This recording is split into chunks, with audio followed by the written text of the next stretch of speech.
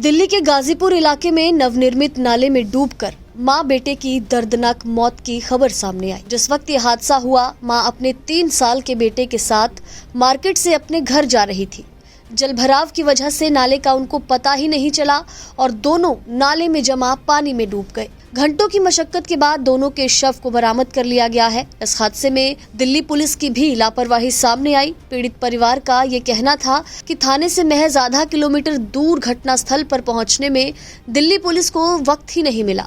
फिलहाल पुलिस ने शव को पोस्टमार्टम के लिए अस्पताल भिजवाया है और लापरवाही से मौत का मुकदमा दर्ज कर आगे की कार्रवाई शुरू की गई। 23 साल की वो महिला थी, 3 साल का उसका बेटा था। दिल्ली से सटे गाजियाबाद के खोड़ा कॉलोनी में वो अपने परिवार के साथ रहते थे। पति प्राइवेट जॉब करता था।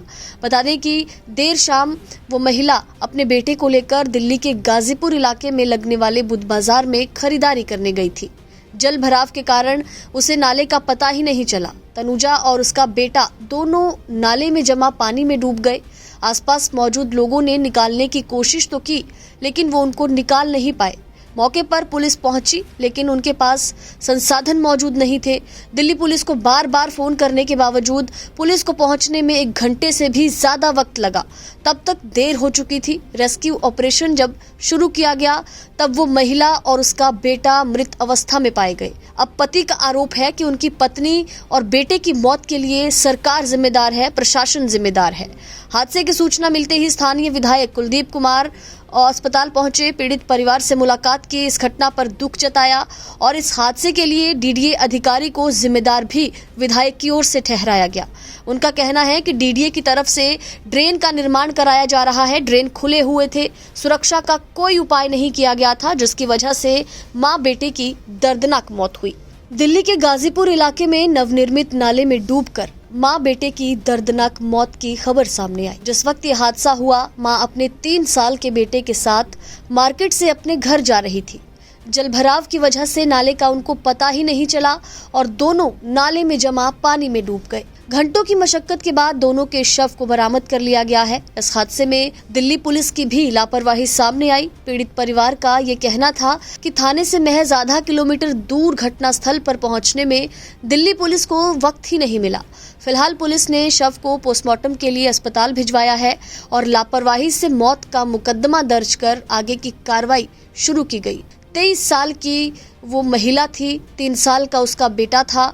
दिल्ली से सटे गाजियाबाद के खोड़ा कॉलोनी में वो अपने परिवार के साथ रहते थे। पति प्राइवेट जॉब करता था। बता दें कि देर शाम वो महिला अपने बेटे को लेकर दिल्ली के गाजीपुर इलाके में लगने वाले बुध बाजार में खरीदारी करने गई थी। जल भराव के कारण उसे नाले का पता ही नहीं चला। तनुजा और उसका बेटा दोनों नाले में जमा पानी में डूब गए। आसपास मौजूद लोगों ने निकालने की कोशिश तो की, लेकिन वो उनको निकाल नहीं पाए। मौके पर पुलिस पहुंची, लेकिन उनके पास संसाधन मौजूद नहीं थे। दिल्ली पुलिस को बार बार फोन करने के बावजूद पुलिस को पहुंचने में 1 घंटे से भी ज्यादा वक्त लगा।